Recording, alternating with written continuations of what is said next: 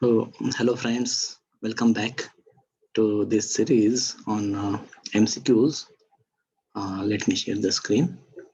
So we are having a series on MCQs for plant life and utilization paper of FYBSc SPPU.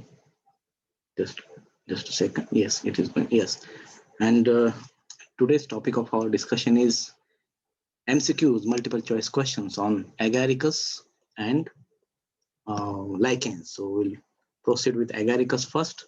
As you can see here, this is a field mushroom, Agaricus campestris, showing stalk-like structure called as stipe, this umbrella-like structure called as the cap or pileus with this annulus.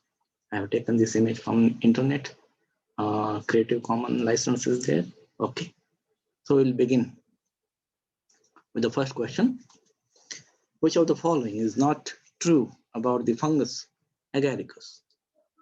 It is an edible fungus, commonly called as mushroom. It has another generic name, Saliota, name of the genus, Saliota, and it is parasitic fungus. So when we see the options, okay, yes, it is of course edible. It is mushroom, commonly called as mushroom. It has old name Saliota. When we refer to the new name Agaricus bisporus, this species has its old name Saliota bispora. So all these three options are correct. Only this is incorrect. Which is not true is asked. So this is incorrect. It is not a parasitic fungus. It is saprophytic fungus. So the correct answer is option D. Okay. Move to the next question.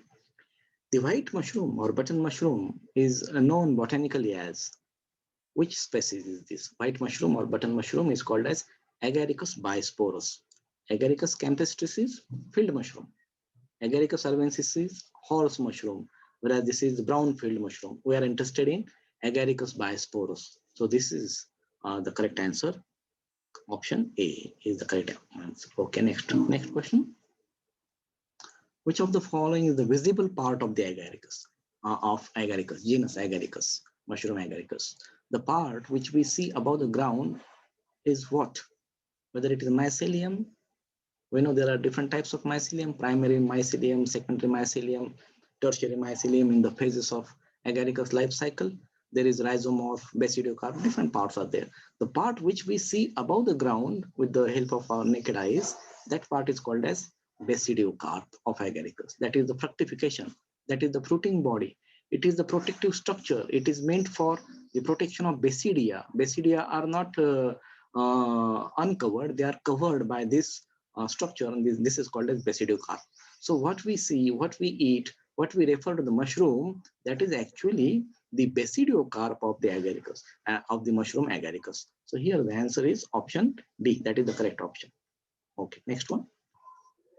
The basidiospore in Agaricus germinates and develop into what? There are different types of mycelium: primary mycelium, secondary, tertiary mycelium.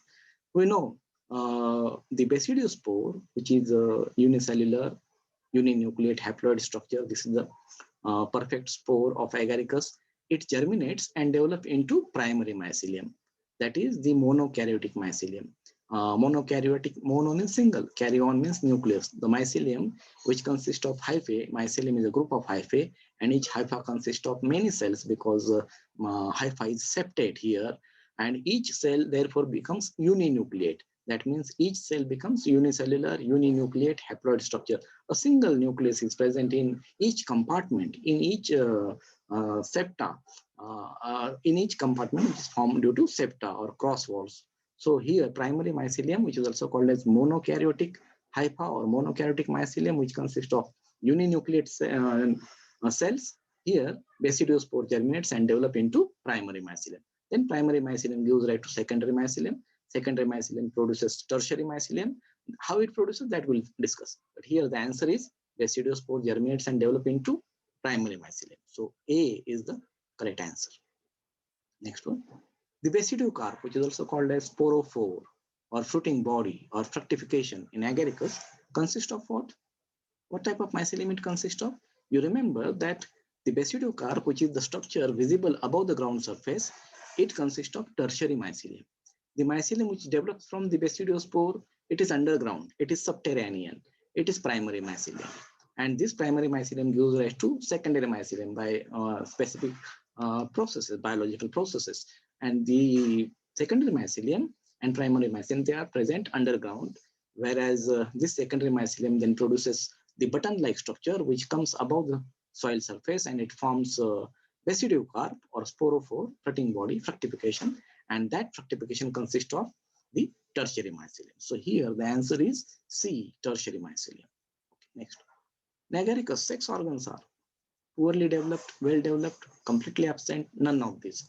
So we know that Agaricus shows a special type of sexual reproduction in which sex organs are completely absent, and the function of sexual reproduction is taken over by the hyphae itself, the vegetative hyphae or somatic hyphae, and therefore here the answer is option C, that is the correct answer.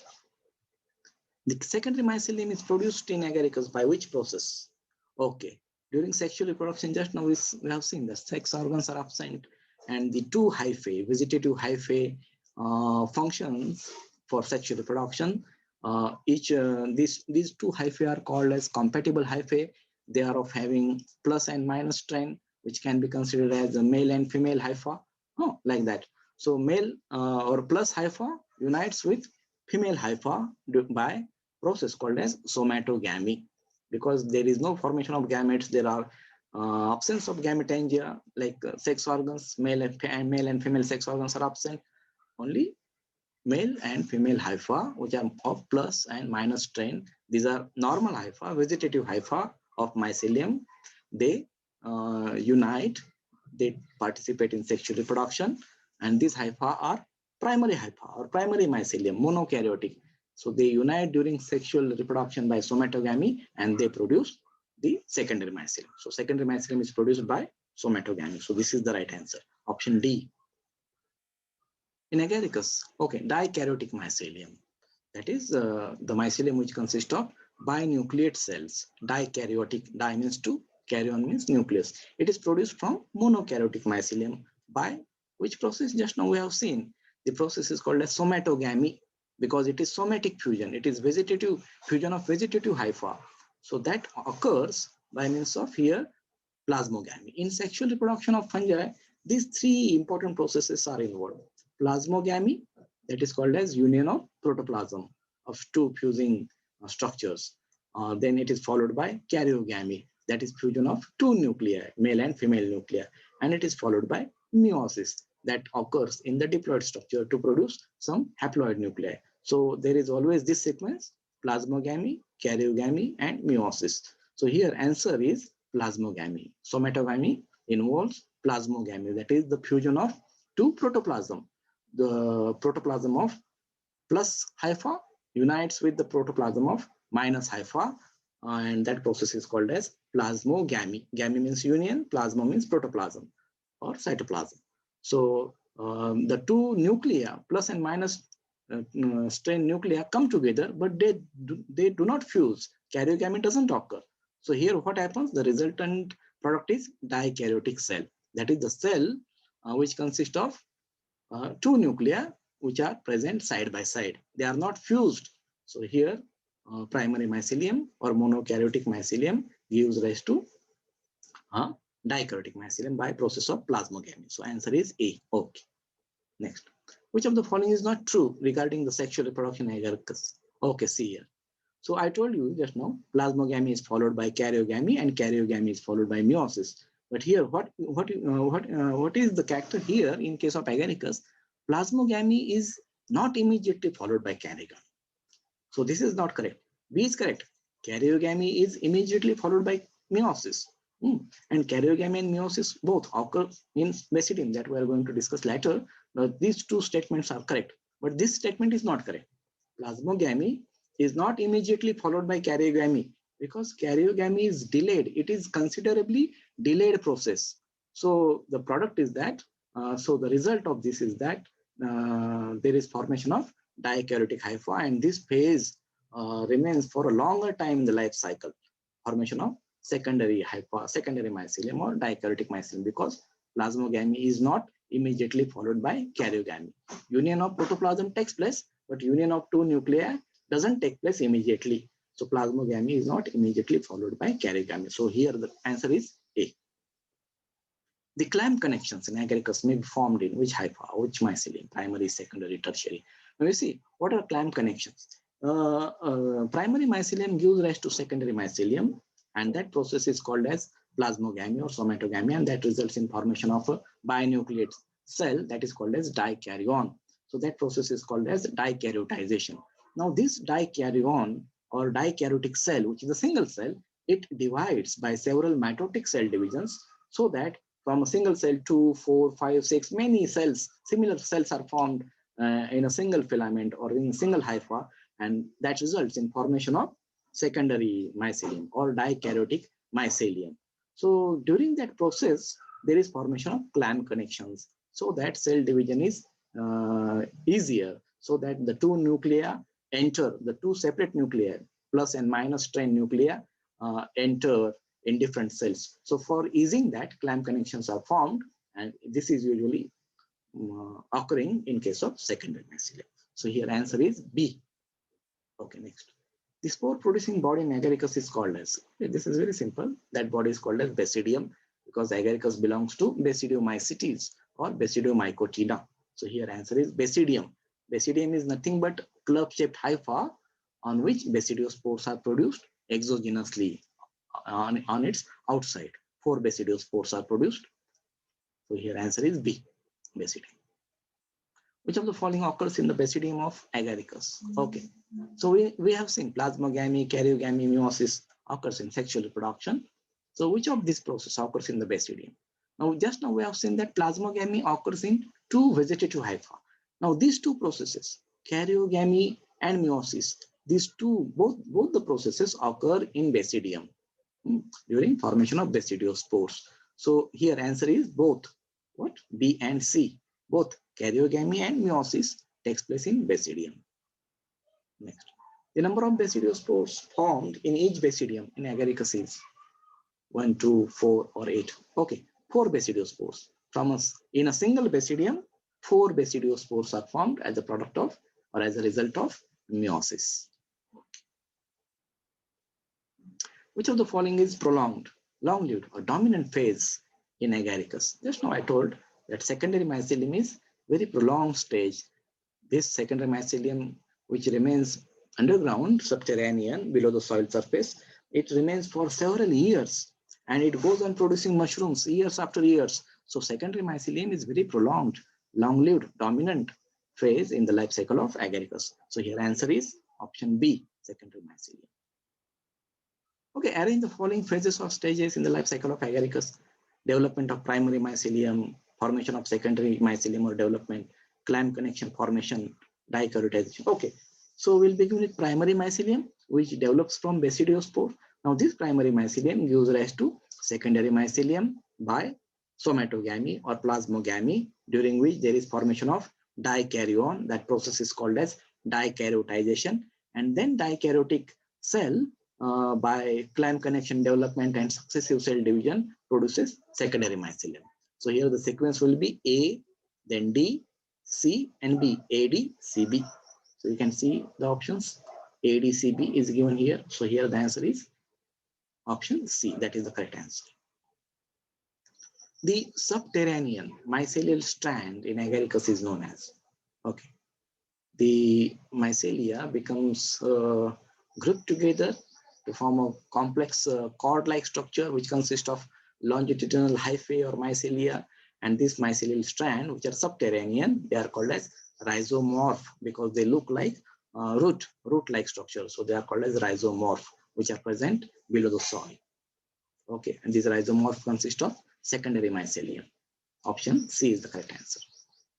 The genus Agaricus belongs to, okay, Basidiomycetes class or Basidiomycotina.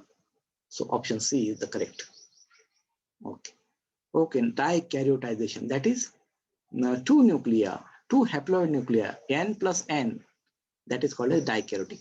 So N is haploid, 2N is diploid, but N plus N is dikaryotic, that is 2 haploid nuclei remaining together as a result of plasmogamy, but as there is no karyogamy, so there is no 2n, but it is n plus n. So this dikaryotization in Agaricus is brought about by which process? Okay, so this is brought about by somatogamy or plasmogamy. So B is the answer. Okay, Basidia in Agaricus are present in. Okay, when we take TS of gill, we see central region called tama. It is followed by 2 subhymenae on either side, and there are again 2 hymenaeal layers which consist of Basidia. So the 2 hymenaeal layers are present on the 2 surfaces of gills. Gills are vertical slit-like structures which are present on the under surface of your cap-like structure that is called as pileus. So hymenaeum is the correct answer. Okay, C is the correct answer. Which of the following is a septate or non-septate without septa structure in Agaricus? Okay, septate, a septate structure, primary, secondary, tertiary mycelium, basidium. Okay, the characteristic feature of Agaricus is that all these primary mycelium, secondary mycelium, tertiary mycelium, these are septate structure. Mycelium is septate in Agaricus, but Basidium is not septate. It is a septate structure. Such a Basidium is called as Holobasidium, and this is the characteristic feature of subclass of Agaricus, Homo Basidiomycetidae or Holobasidiomycetidae, in which Presidiocarpa is present. That is another character, and Basidium is a septate structure. Such a Basidium is called as Holobasidium. So here answer is D. Okay. Next one, septum in Agaricus is plate-like, complete, simple, dolipore. Okay, this is important.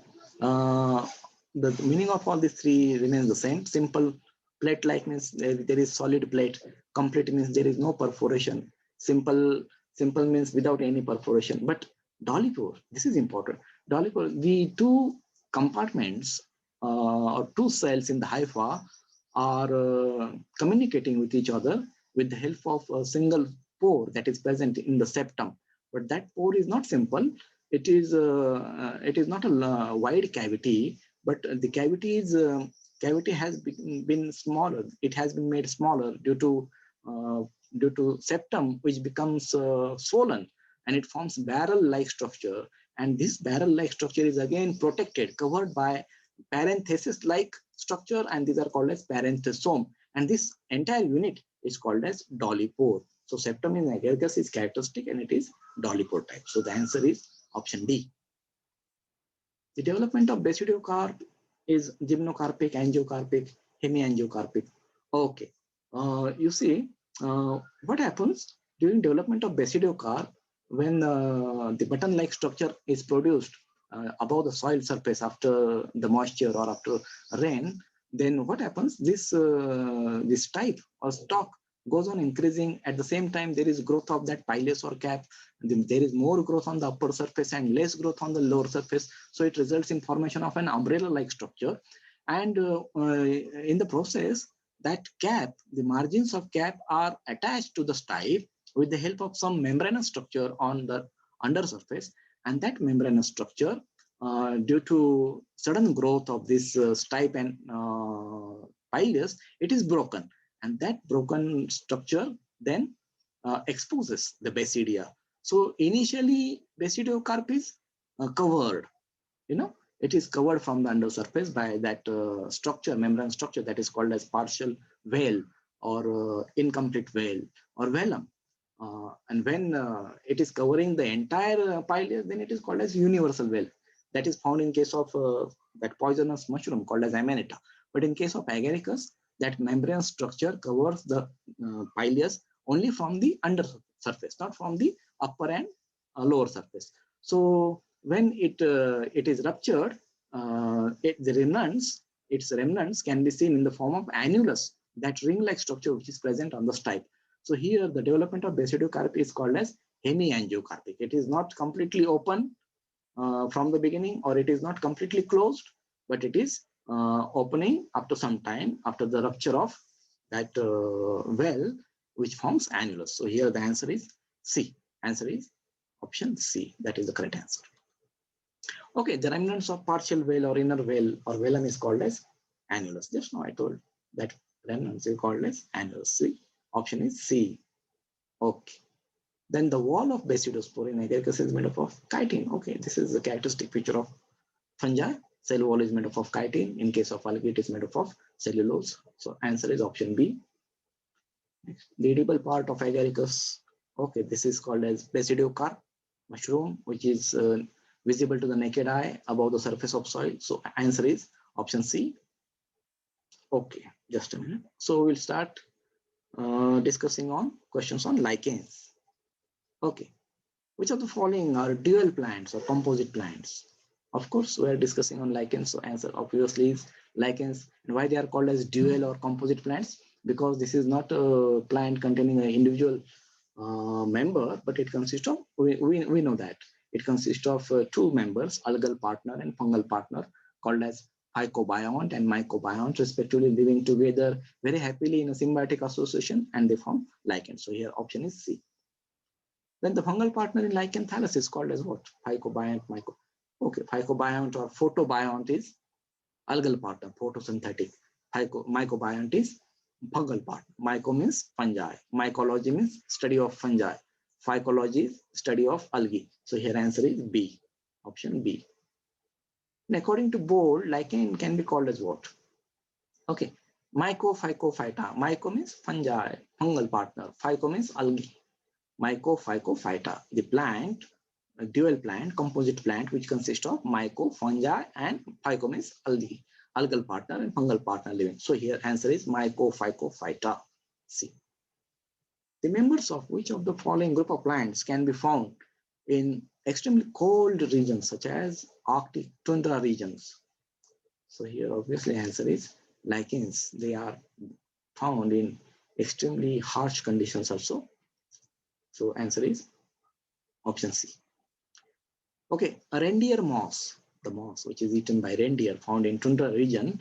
This plant belongs to which of the following group of plants? What is reindeer moss? When there comes the word moss, it means bryophyte, but here reindeer moss is not referring to the bryophyte, but it is lichen. Reindeer moss is called as cladonia botanically. Botanically, it is called as cladonia. Cladonia is the botanical name of reindeer moss, which is nothing but lichen. It is not bryophyte. The presence of which of the following structures in lichen thallus suggests the parasitic nature of association? Rhizines, sex organs, Astoria, fruit bodies. So nature of association is parasitic. It is shown by Astoria, the knob-like or elongated structures which are produced from the hyphae of a fungal partner, which are meant for absorbing the ready-made food material from the host. These are called as Astoria, and this suggests that there is parasitic association between algal and fungal partner in lichen. So this is the answer, C. Then which of the following is not supposed to be the duty of mycobiont? Mycobiont means fungal partner in lichen thallus. So it does reproduction, it absorption of water and minerals, protection. It also gives protection to the thallus, protection to the algal partner. But photosynthesis is not his duty. This task is performed by phycobiont, algal partner. So here obviously the answer is option D. Okay, when an alga lives as a prisoner in lichen thallus, in which the fungal partner has an upper hand in mutualistic association, this is called as haloteasm. Holoteasm. This is haloteasm. Actually, here some printing mistake is there. Haloteasm. So option is C. Match the column first with column second here. So here in column first, there are different types of lichens given: crustose, foliose, fruticose, and second column gives their examples. So we know graphis is belonging to crustose graphis. Then Parmelia is foliose type of lichens, and Usnea and Cladonia fruticose type of lichens. So you can see here, option is option C. First D, crustose graphis, then foliose Parmelia A, and C and D are fruticose. So here the answer is option C. Crustose lichen, which forms the crust-like structure on the substratum. Foliose leaf-like structure, dorsiventral branched structure, which are attached to the thallus. by means of root-like structure, rhizoid-like structure called as rhizines, and in case of fruticose lichens, which are forming bush-like or your what you say, cylindrical branched aerial structure, which is attached to the substratum with the help of the disc. So these are different types of lichens. Which of the following lichens are attached to substratum by means of disc? Okay, so the answer is fruticose, because crustose forms crust on the substratum that is so attached that it cannot be easily separated from the substratum without breaking. Whereas in case of foliose lichen, it is attached to substratum by means of rhizines. But fruticose lichen is attached to substratum by means of disc. So here the answer is option C. Next, the members of which of the following group of plants can act as pioneers of vegetation on barren land or uninhabited places? So here again the answer is lichens. Lichens can start to grow on that barren land. It makes the substratum suitable for next group of plants. So lichen is the answer. Okay, within lichen, same question. Within lichen, which are the pioneers? Again, crustose lichens, which grow on the rocks, and they secrete some sort of acids, and that is responsible for weathering of rocks, which is called as biological weathering. And then after death and decay of this type of lichens, some minerals get combined with their dead remains. So there is forming some sort of soil, and on that substratum, then the next group, that is foliose lichens, grow, and then come your mosses, and then herbs, shrubs, so that succession takes place. So here the answer is crustose lichens are the first to grow on such a habitat. So they are the pioneers. Option A is the correct answer. Okay. If you find the lichens growing on buildings in your city or town, it means your city is highly polluted, less polluted. It is very beautiful, landscaped. You cannot say anything.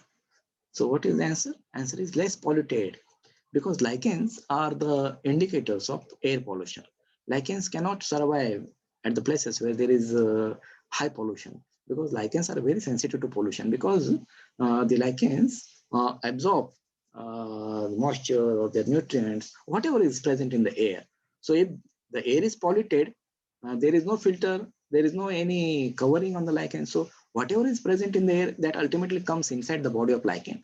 And if there is pollution, then ultimately lichens are not going to survive. So if pollution is not there, lichens can survive. There would be luxuriant growth of lichens. So if you are finding lichens in your city, that means the city is less polluted. So here the answer is B. Okay. Which of the following commonly called as rock flower? This is called as rock flower, dagad phool in our Marathi language. It is rock flower, dagad phool, which is used as an item of spices or curry powder in India. So here that dagad phool lichen is botanically called as Parmelia, foliose type of lichen. So here answer is option B. That is the correct option. Okay.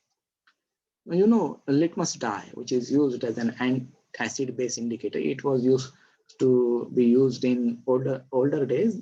Now it is replaced by some synthetic dyes, but still litmus dye, it is obtained from which lichen? That is the question. Litmus dye is obtained from which lichen? So here the answer is Roxella. Roxella is the name of lichen from which litmus dye is obtained, that can be used as an acid-base indicator. So here answer is option B. That is the correct option. Okay. So these are some of the references. Vasishta's book is again good. This is also a very nice book, S. Sundarajan College Botany, for your understanding. These are some of the websites which I have referred for making this question bank, objective type, multiple choice question bank for your reference. Thank you. Thank you very much for kindly listening to this. Now you again go through it, make your notes, try to understand, make your own questions like this also. Okay, just a minute, I'll stop sharing. Thank you. Thank you.